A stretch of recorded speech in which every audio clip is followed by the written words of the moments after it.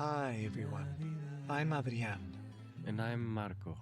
Welcome to Remember Together. In this episode, we talk about failure, shame, and how our cultures and families shape our fear of failure. We invite us to reframe failure as a doorway to learning and to maintaining a beginner's mindset.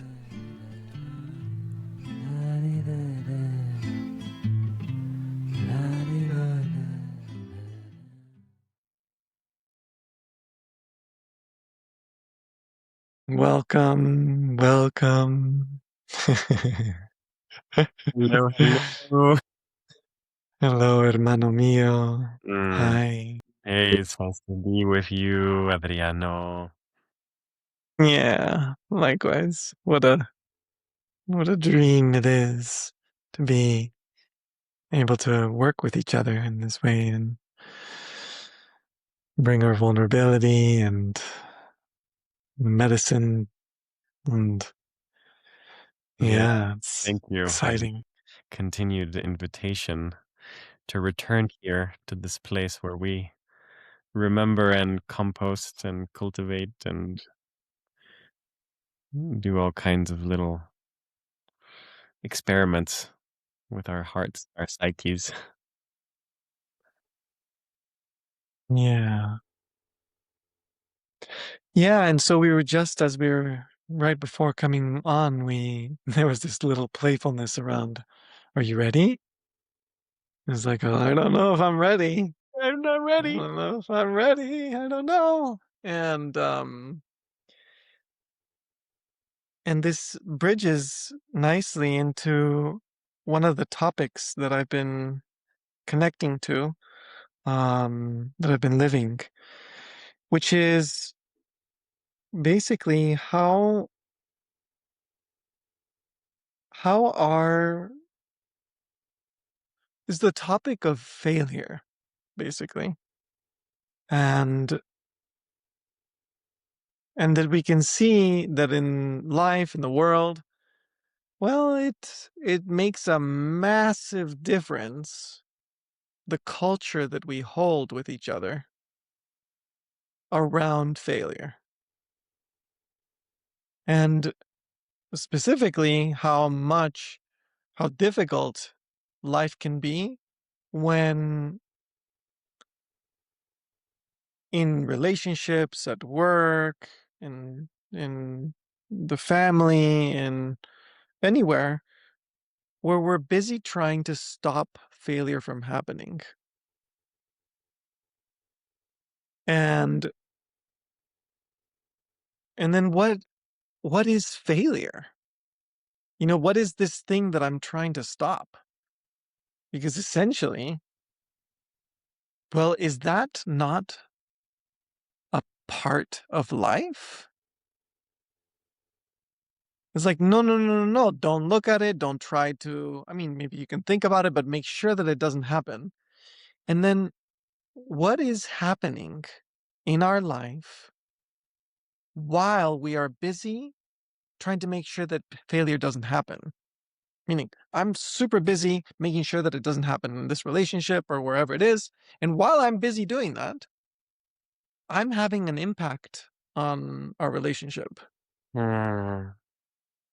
I'm actually less present with what it is that's actually happening.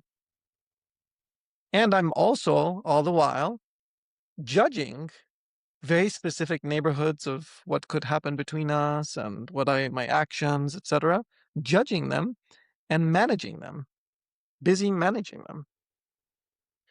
And so this is like this topic of what is it how do we relate to failure? And how we were taught to relate to failure and all of the ways of trying to prevent it and um how basically um one well that I've been feeling as we're in our world and we've been talking over the last podcast, we've been talking about very difficult things. we've been talking about the wounds in the world. We've been talking about all kinds of layers there that have to do with like violence, with like what's actual belonging, what does it take to belong, etc. And and as we take a courageous look to look at those hard things, then immediately it becomes apparent of like, well, what are we doing about it? Mhm. We start to look at the things that are very hard, but then like, what is it that we can actually do about it? And in my own life, I've been a therapist for, I've been trying to do something about it by being a therapist with individual sessions for the last maybe like 11 years or so. And that I've been working with people and then all, times that I've trained before. But then there's there's this piece where I'm like, oh, there's much more needed in the world than people being alone, like one on one in a room that can't be heard or seen by anybody else. And in the process of realizing that, I've started to see, wow, our world is so polarized. My goodness, what could it be that we could do, that we could become in the world in order to mend actually mend our relationships, to actually do something so that we can create a culture that we can be with each other.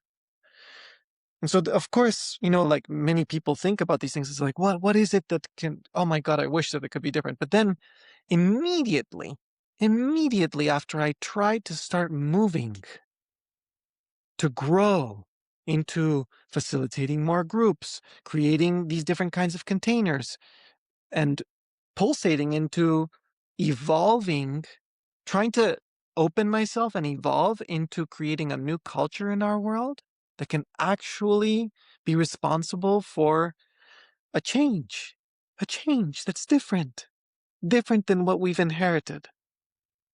Then immediately I start to get in touch with very deep, deep unconscious resistances that I've been encountering, that to what I've now been able to identify as failure.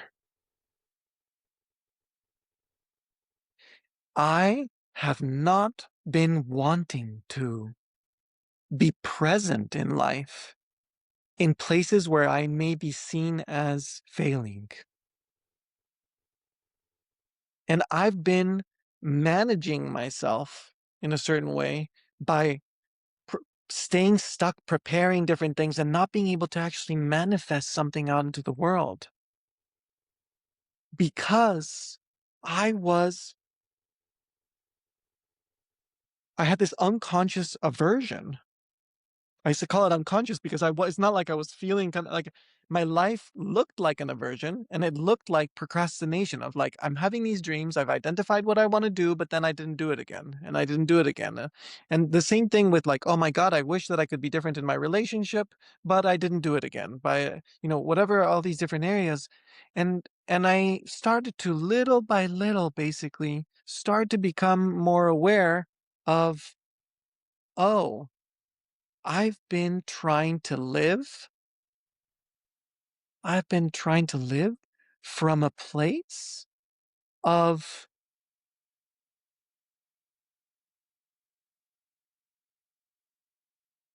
only accepting success and almost like and resolute, like resolved life. And underneath that, I've been realizing that I have been basically really not wanting to be present in my life, in a way that might make me vulnerable to fail, to look as if I did something wrong, as if I didn't know what I was doing, as if, any of these places. Mhm. And um and so I've been basically looking at this, been looking at all these places where I've been hiding from taking risks, the Mm, risks that we need to take in order to birth a new world. And that if we don't take these new risks, we're just going to be repeating. We need each other to show up, like in our lives. We need each other to show up with each other. And what's actually keeping us from being able to show up? And mm, this neighborhood of failure mm. and how you and I were taught to be around failure, with failure, and the impact that that has had on our capacity to actually innovate in the world and be with each other Yeah. and learn, like all this. And so this is basically the neighborhood that I wanted to bring, you know, as we that's even seated in our aliveness of this podcast of like why it is that we want to be doing this podcast. We're trying to bring a certain level of vulnerability, and so yeah, hermano. So you and I have this shared upbringing here, you know, and also all this shared desire right now that we're in the world trying to bring our gifts into the world. You know, Bringing. yeah, and that we're bringing them exactly, and that we're bringing them exactly. Yes. Yes, hermano. Wow. It's a powerful subject. It's also very impactful for me to receive you right now and to just listen to your experience. Because on one hand, I resonate with it in my own experience and my own relationship to failure. But on the other hand, I also simply just care about you, you know? Mm, And so listening to your experience and the dynamic that you've had towards experiences of failure and the kind of presence or the kind of lack of presence that those dynamics produce, they move me. Like, it moves me. And, and I feel so thank you. So thank you for opening up and for talking about this. It's a vulnerable and it's a brave or a courageous thing to do. Um, I think that we live within a culture where we are intolerant of failure. And and we it's so funny because on one hand I think that we're obsessed with progress, and on the other hand we're blind towards what learning actually looks like. Like we have this maybe like perfectionist understanding or viewpoint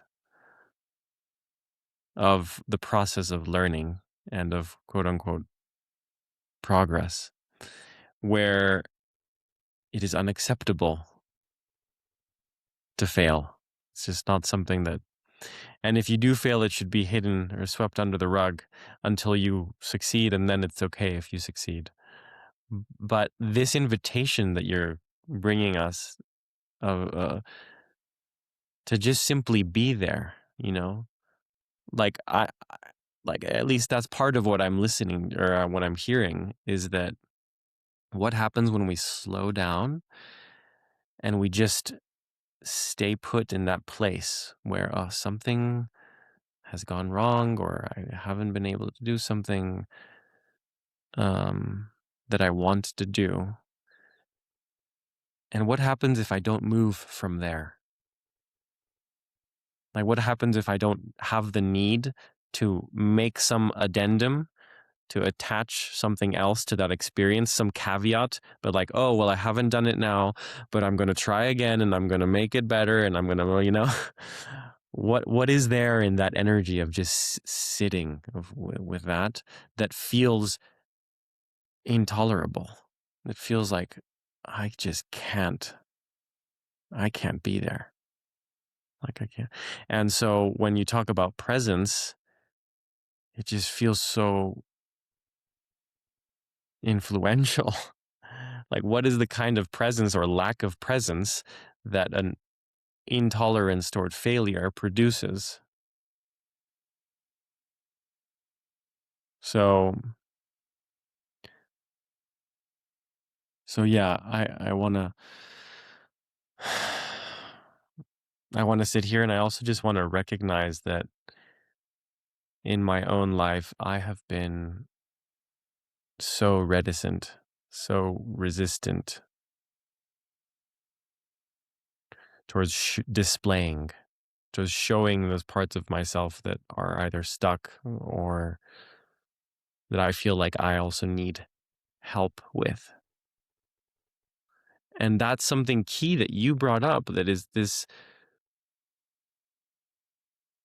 this reluctance to need, this reluctance to need and to need help, as if I were less of a burden on who I love if I don't need them to succeed, if I don't need them in order to succeed. And so I sense something there in the way that I was brought up and that we were brought up. And I'm just there's some information there in the psychic DNA and the inheritance of, for instance, asking now, like, what was it like um, for our mom who raised us primarily to approach the areas of these edges, these, failures or mistakes or errors. So that's opening up now into that experience, but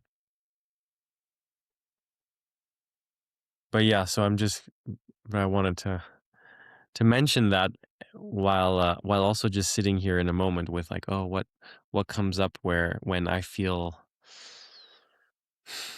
invited to just sit with some failure.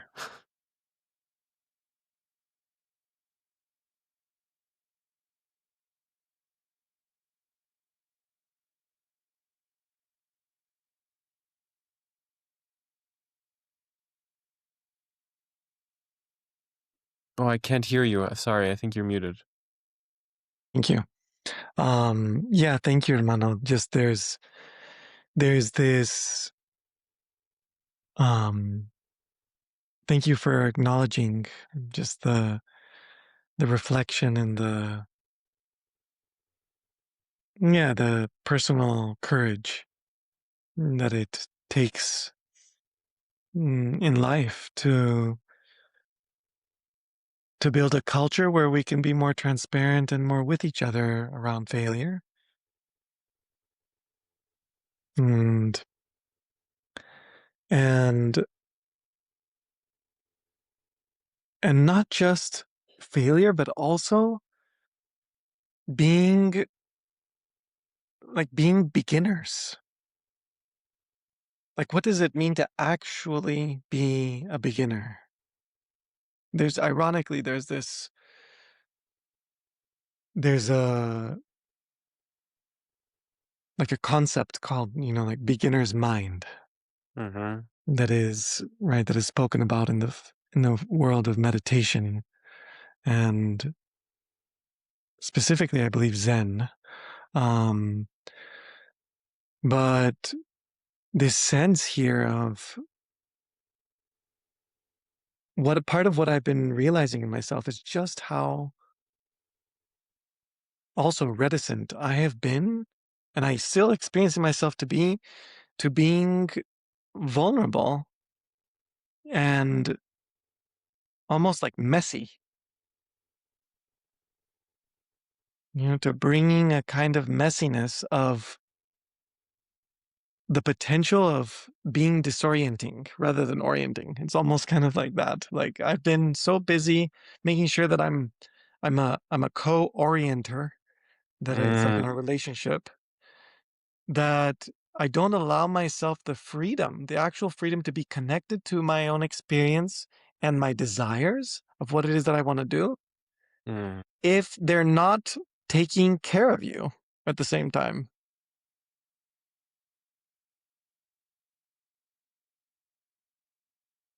And so there's this that's my sense that we live in a world that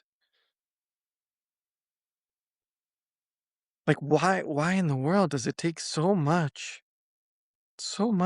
to actually evolve, to learn with each other? And for me personally, there's this sense of I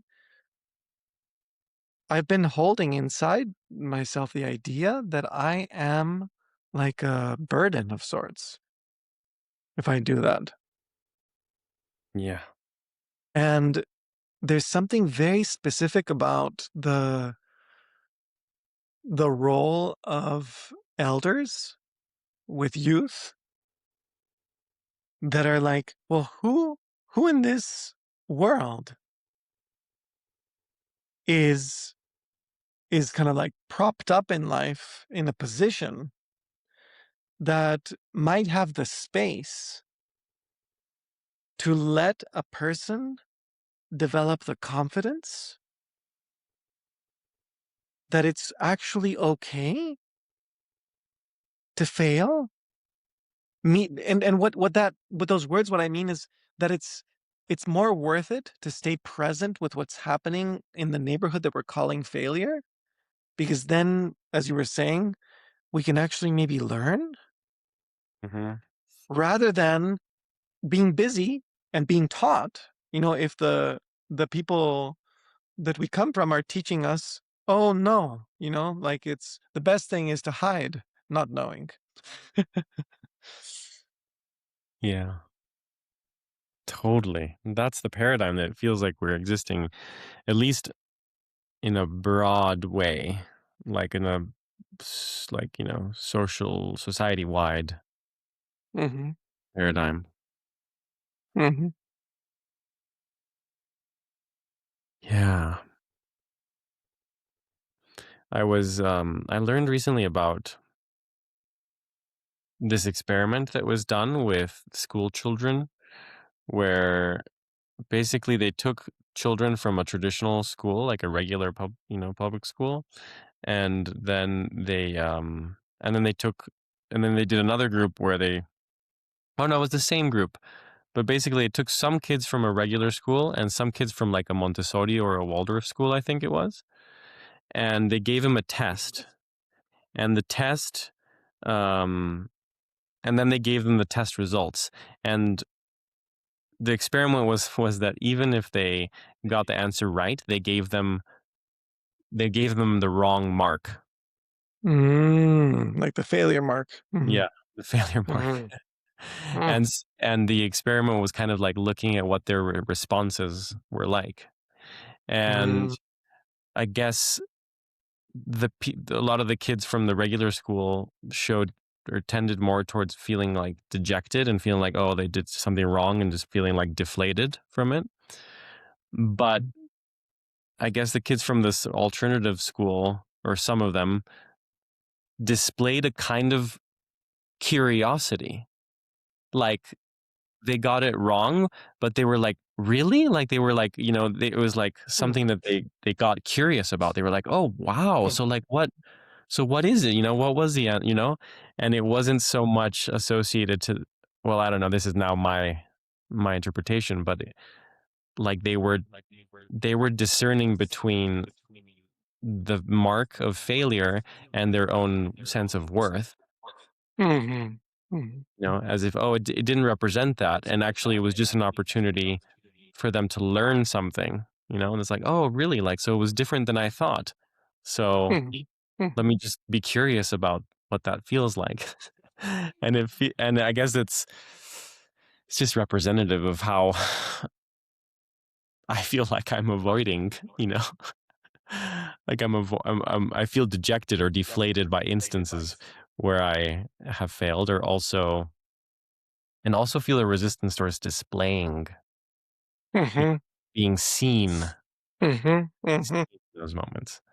So that there's this component of shame and of worthlessness. Hmm. and and then I wanted to bring it back to something you said, which is about, well, or how something that came up for me, which is, do I experience myself as an asset, or as a liability. Mhm. And I Mhm. think if I fail, then I'm Mhm. a liability, and then Mhm. I'm like undesirable in the social context within like the social bond relationship. Um, and that feels like something to avoid at all costs. I don't want to be seen and perceived like someone who needs or someone Yeah. who's a liability and who um yeah, who needs it all.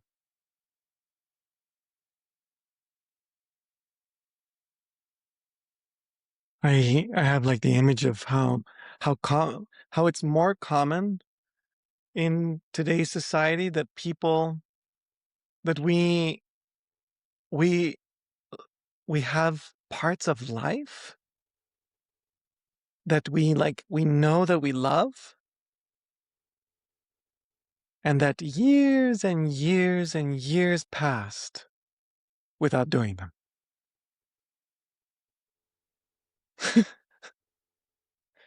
That's that's more common than the stories of, oh, what's normal is that myself, my friends, we do what we love.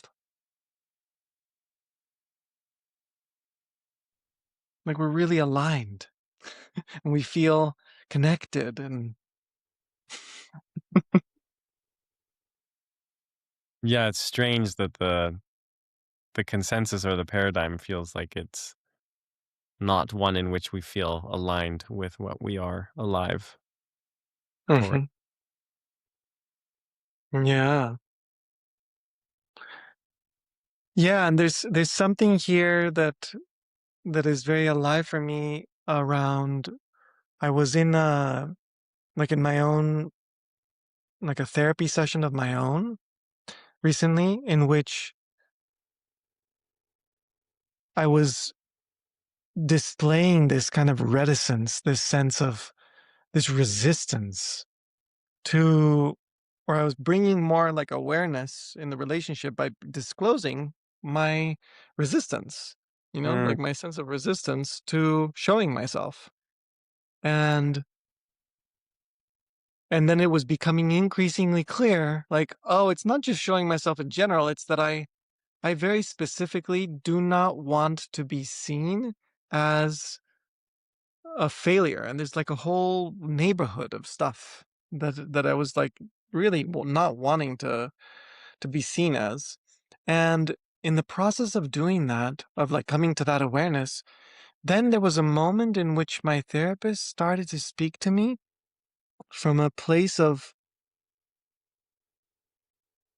it's like I'd never heard the words, and some of the words that he told me were like, you um like Adrienne, it is absolutely life.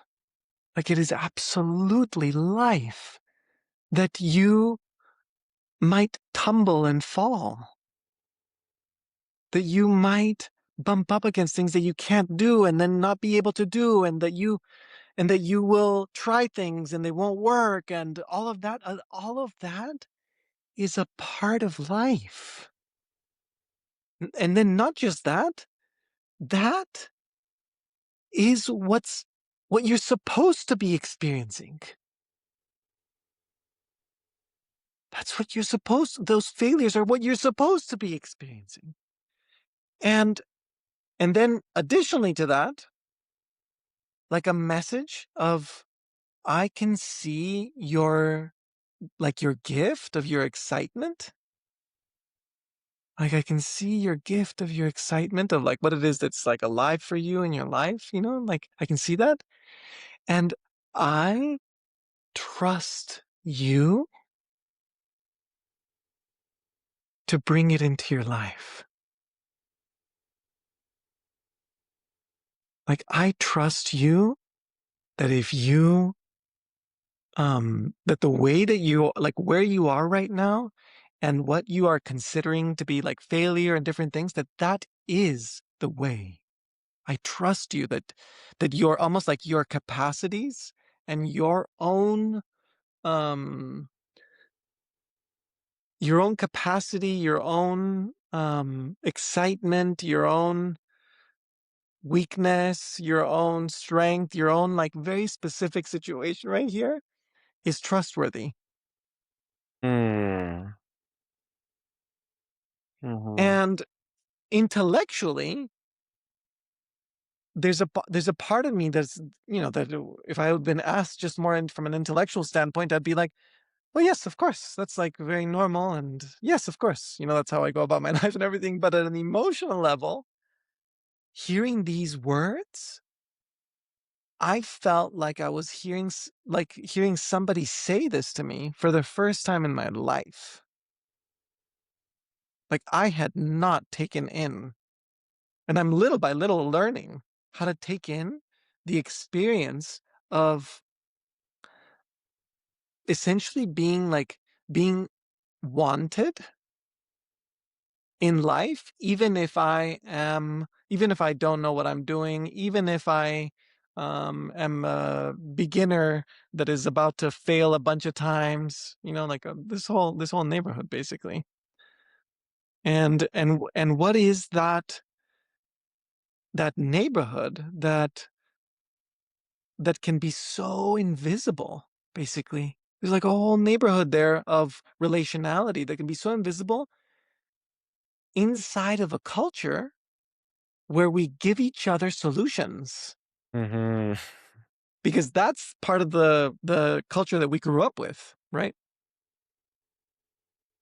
Basically being told like, "Oh, my son, you have this difficulty. Here, let me give you an answer." Or like, "Here's an idea," or "Here's the blah."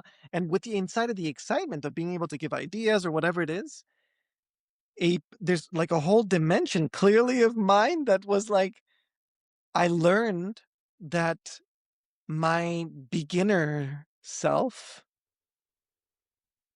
is not something that I should show, basically, or that I should share, Mhm. or that is even like wantable in the world. Yes. God, I feel resonant with that as well, just in my own process, because I developed an antagonism toward the learning process, toward the beginner stages. Um, and I think it's because and it's funny, it's so important what you brought up of this like solutions oriented culture,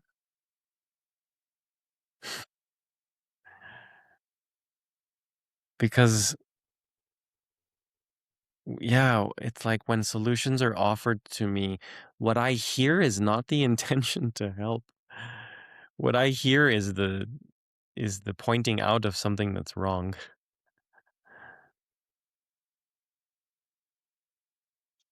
And it Wow. feels like that's something I'm carrying, I'm reproducing that experience. Like that's part of the inner model that I'm Yeah. sustaining. Wow, hermano. That is so, I mean, the words that you just said right now are just so, I think they're so common. They're so like popular. The Yeah. experience of that experience of being given like an idea for a solution or an alternative or something, and that the experience is the experience of being like, oh, I failed. Yeah, there's some Yeah. Yeah, it's strange. I guess it has something to do with the energy present in the person who's helping. Like, well, of course, and I guess I'm speaking more like if you have that kind of discomfort with failure yourself, Yeah. Yeah.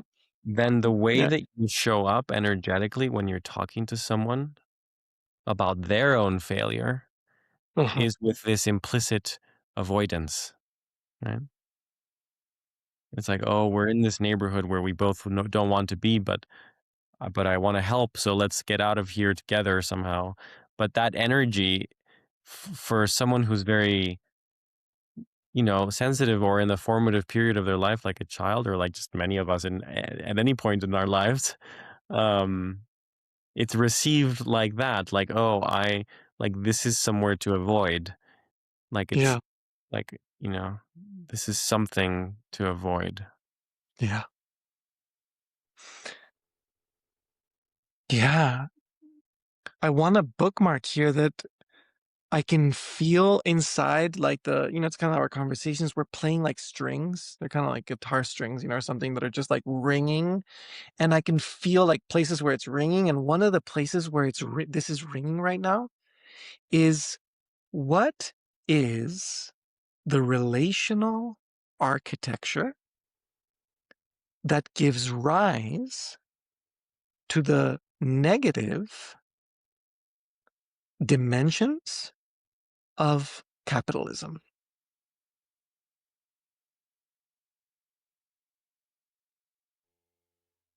There's something here that is like, it's it's like, why are we living in a game board where, when we're making things in the world and we're trying to succeed, the people who succeed gain, whatever value, but through, they're remunerated in that way, but then at the same time, the others lose. Hmm, There's a sense of, and it's not just others, it's more complex than that, obviously, but because we do give, when we succeed, we give to each other, but there's something here about how reticent I've been to wanting to compete with people, hmm, because of being the same thing, kind of like, even in, what I'm supposed to do is, I'm supposed to want to succeed. But then at the same time, I have the internal experience that if I succeed, I'm going to be making other people feel bad.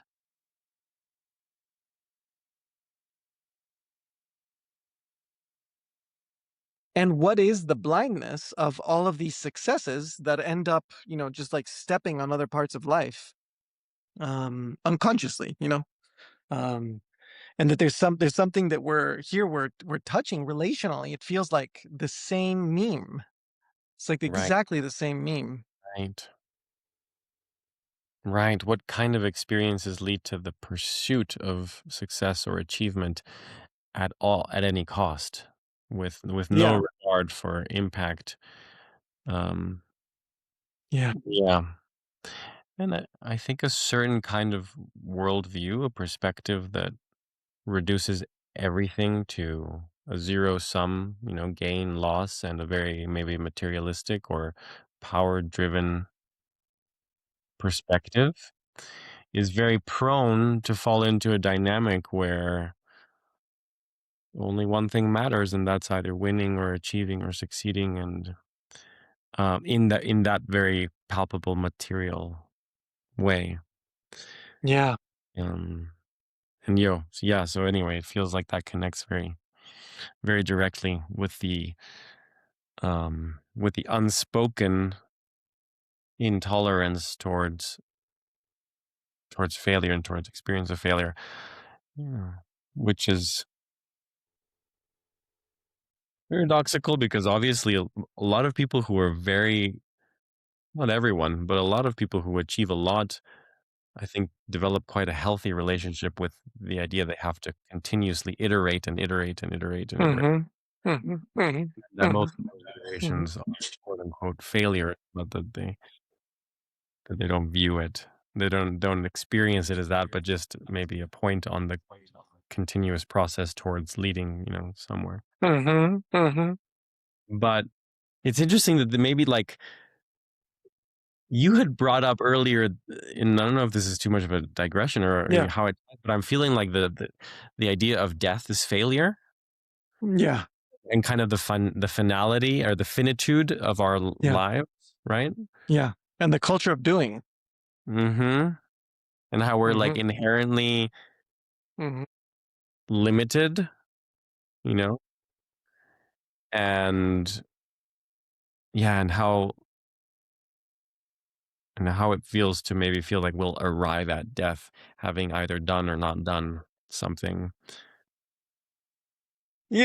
I mean, even that question of like that is such a meme out in the world of asking elders, what are your biggest regrets? What are your Yeah, biggest regrets? And yeah, the things, which is what's implied there often and is this piece of what did you do, what did you not do, yes. and um, And a lot of times the answer can be, well, I should have been less afraid of making mistakes. I should have done more. yeah, yeah, yeah, exactly, yeah, yeah, hermano. And so death as a and the impulse to live. Totally. And there's this other side also of like I'm interested in what happens to us when we naturally come to a state that's closer to death, like in older age, and where your priorities start to shift, and maybe you don't see your life as the pursuit of some achievement or some doing, and you start kind of like, oh, looking at like what is it to just be, maybe, or like what are we here, like, well, it's very maybe a Hmm. reflective, self-reflective time of life for a lot of people.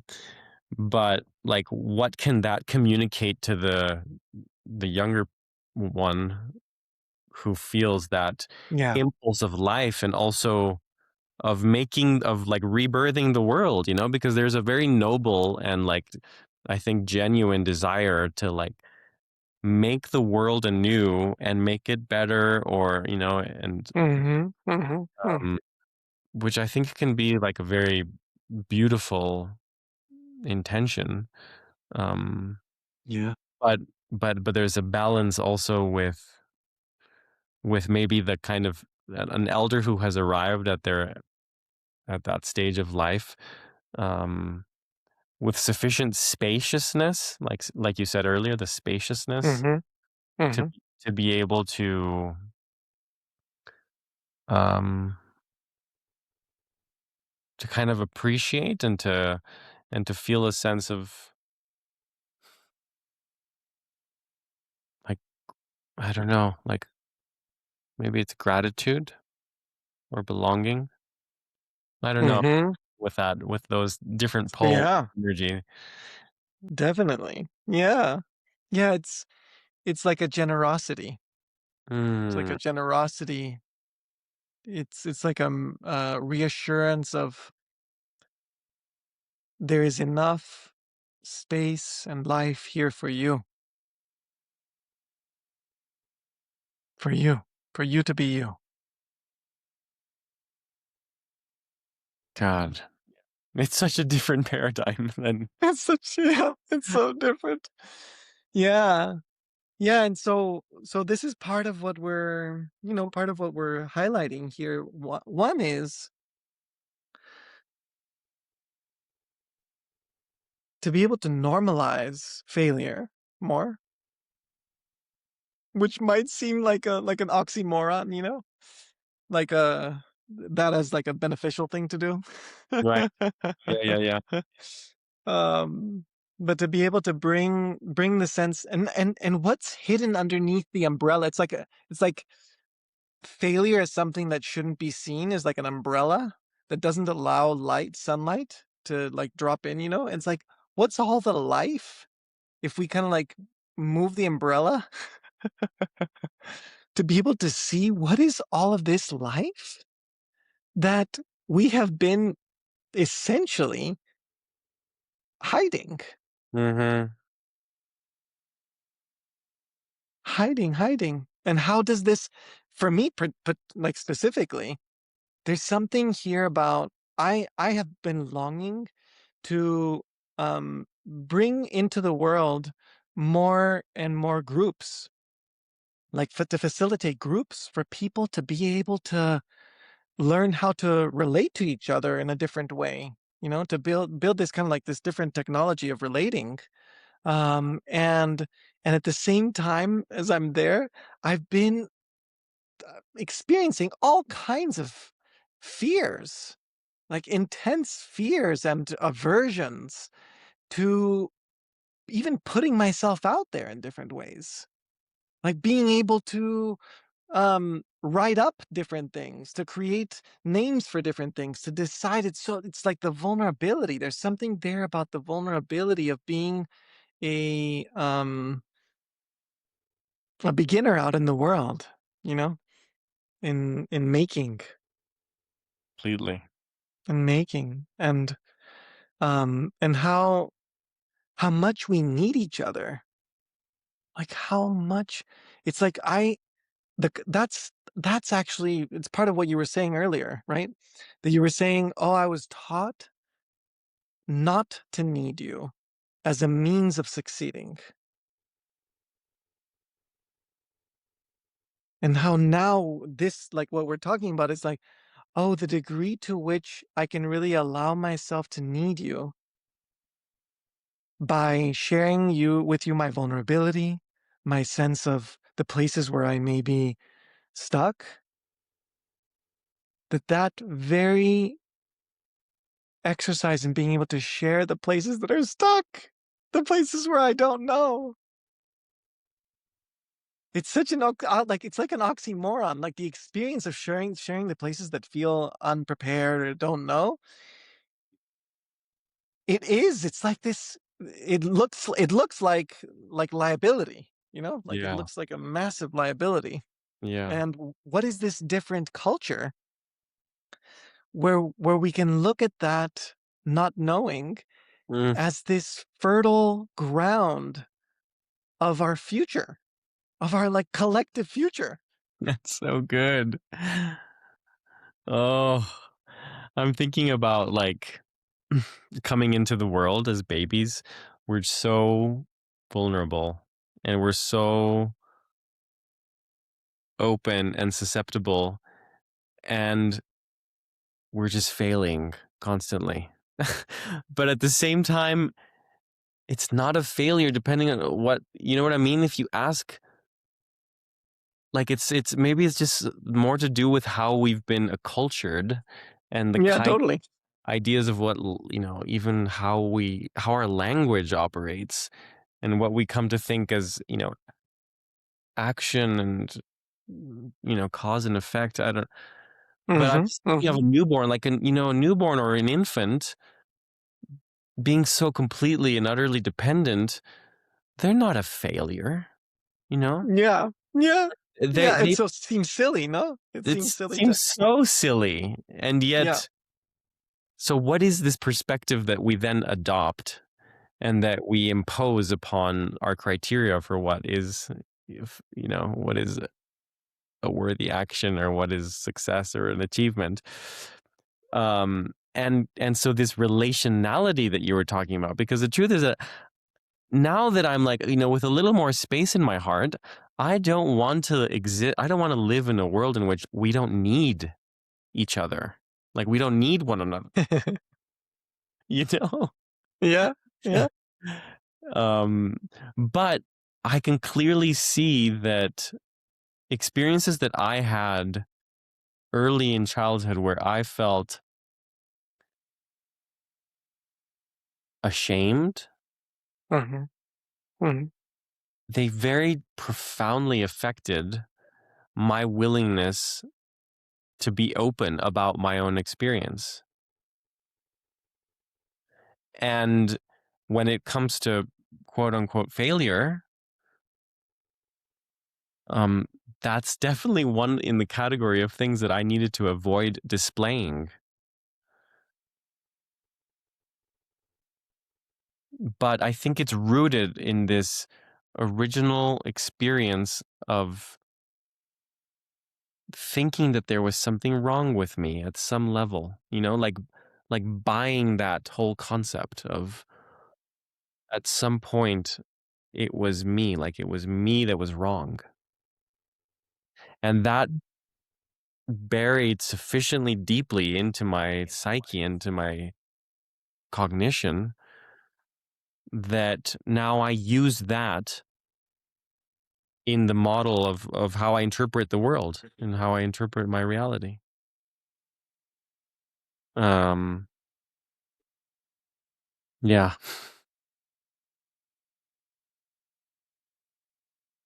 Yeah. Wow. The vulnerability here, Mano, I feel grateful that you're sharing just about these pieces that feel often so hard to talk about, and to share with each other. The experience of feeling shame and the driver to hide, to hide, and how here you and I are, well, we're simply pulsing.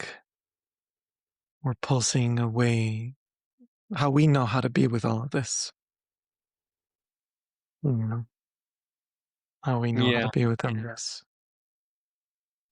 And also Thank to you. share more openly, but we're also sharing more openly the places where we don't know, Totally.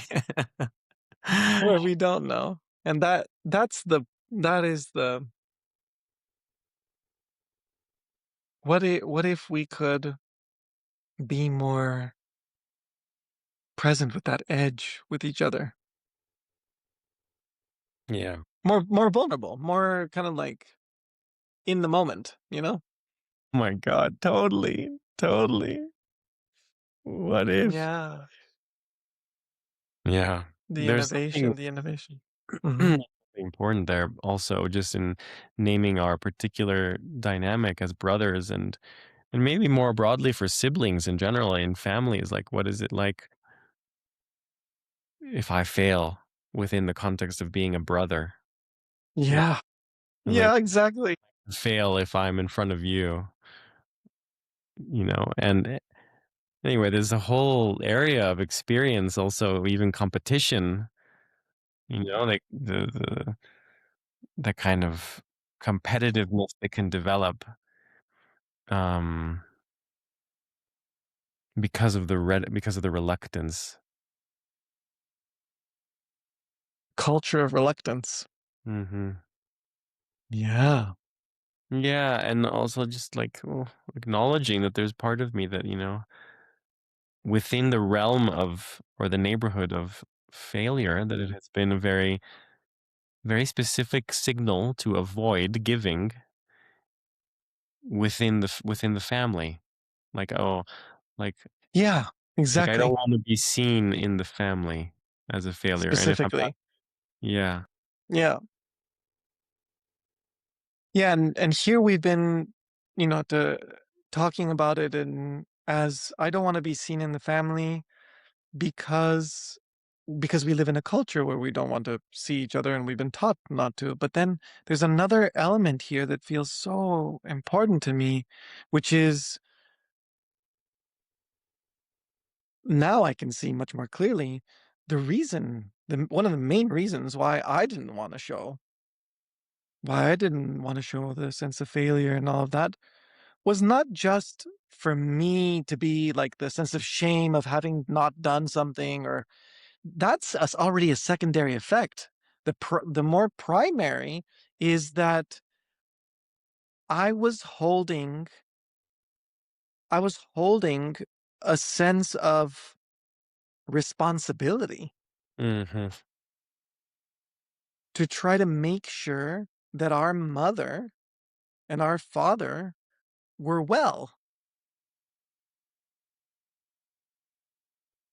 And I did not want to ever share failure because I believed that if I did that, I was putting more weight on our parents and on our family structure and the places where it was stressed.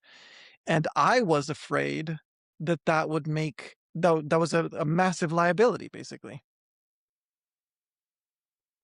Totally. Totally, it links up completely with the fear of becoming a liability.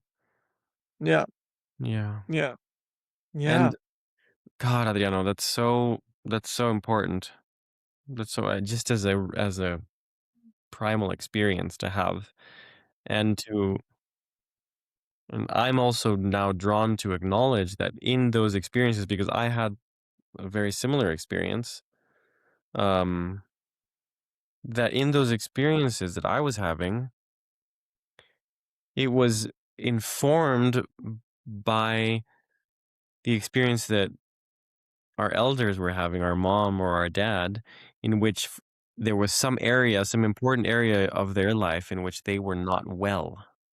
Mhm. Mm, mhm. Like they were experiencing some kind of unwellness, some kind of distress, Yeah. Yeah. um, possibly Yeah. some kind of struggle with their own idea of failure or something. Yeah. Yeah. And Very that much true. unwellness was a big factor and a big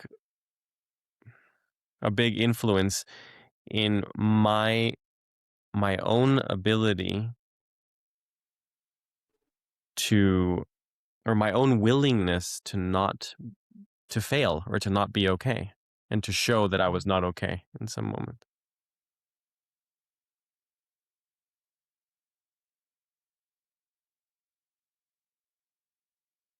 Yeah.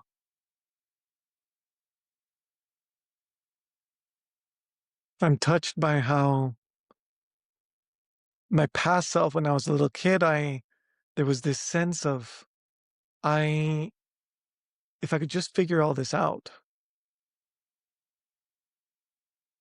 then maybe, things will be better. And how from the experience of being an adult now, there's an awareness of it's not so much what intellectual pieces we arrive to as much as that what's actually here that has more momentum and power in our life is to what degree are we being able to be present with all of the parts of our life that we haven't known how to be with,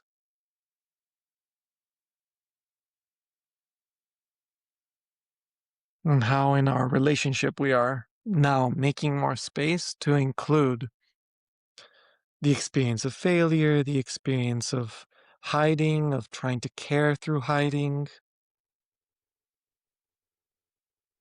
and the experience of hiding needs and hiding even longings to create, to be out in the world, to be doing things as a means of trying to specifically to protect and care for our family.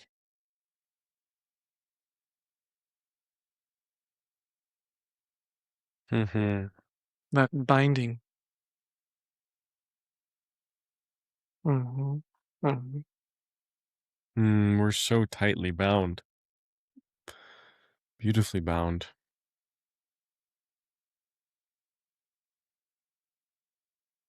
Well,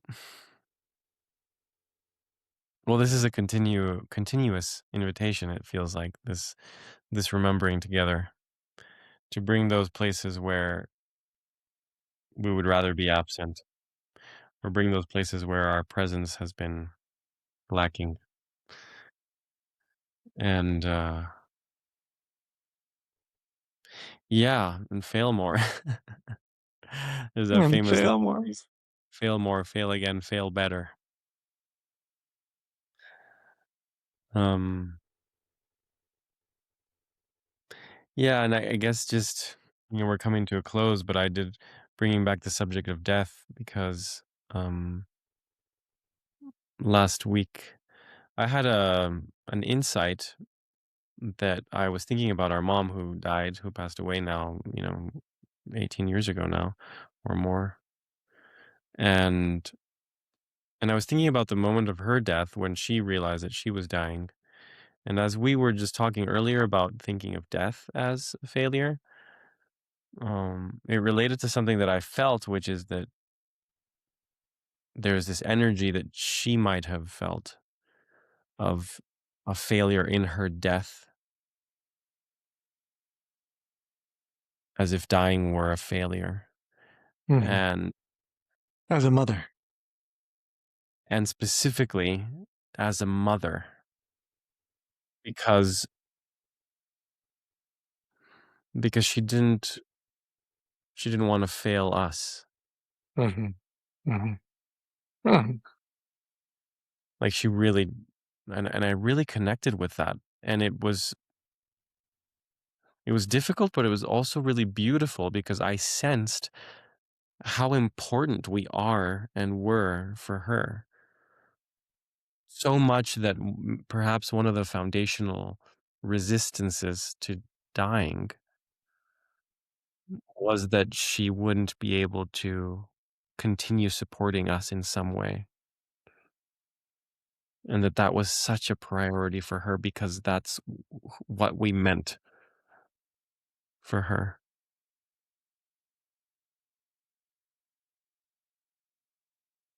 Wow, hermano. Thank you for sharing this.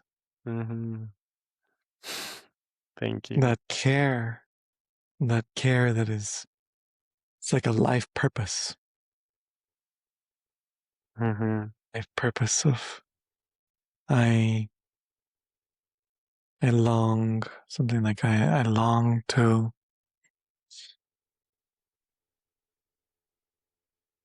it's like I long to love you, my children.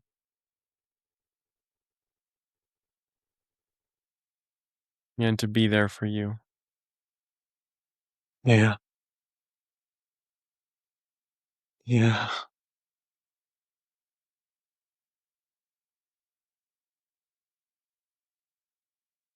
Wow.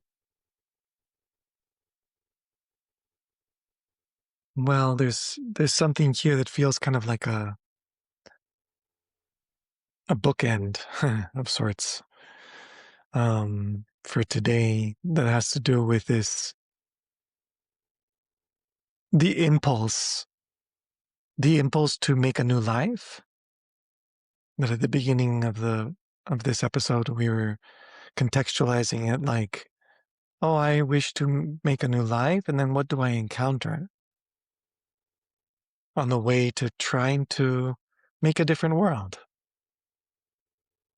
And that impulse to try to make a different world, to try to bring more like different life feels in me feels indistinguishable from the impulse that we're now touching from our mother to us, where she faced her own limitations in her own death,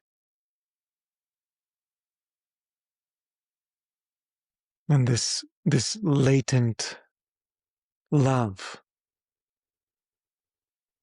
and desire to be there for us, and how that love is the ground upon which we currently live, and what that means about the love that we are currently being for life.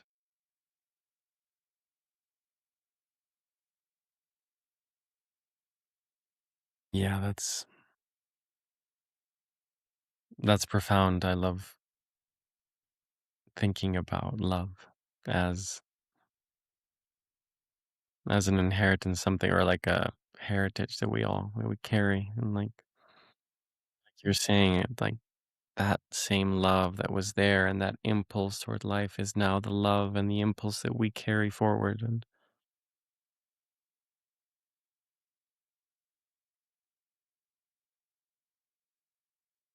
Yeah, and that love is more than all the reticence the absence, yeah.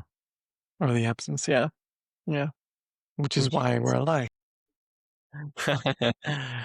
Yeah, completely.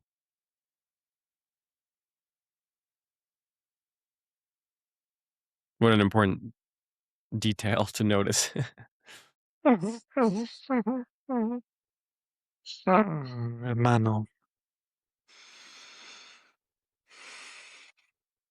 Thank you, hermano. Thank you, brother. Thank We you. are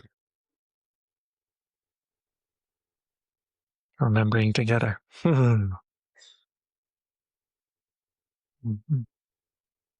until Next time. until next time.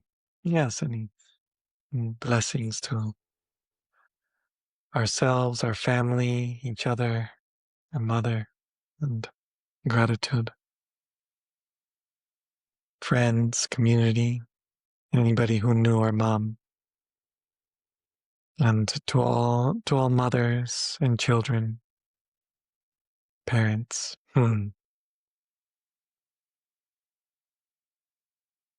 May the love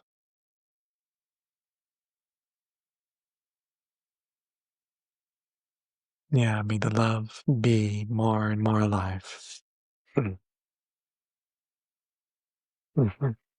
Thank you.